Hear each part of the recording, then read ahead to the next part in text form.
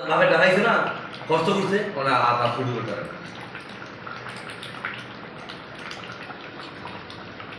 এটা হলো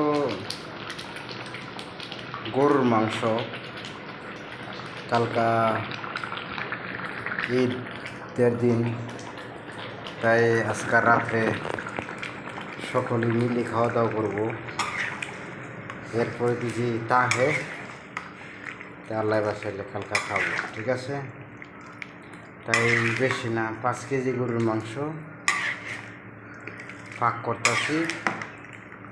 সবারই আমরা 7জন লোক আছি, ঠিক আছে?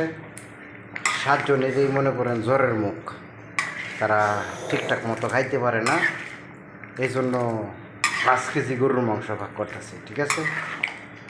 জ্বরের মুখ দেখে 5 কেজি, আর যদি জ্বর ছাড়া হইতো তা আরও বেশি ভাগ করলাম, ঠিক আছে? তখন জ্বর দেখে এতটুকার মাঝেই আছি আর কি।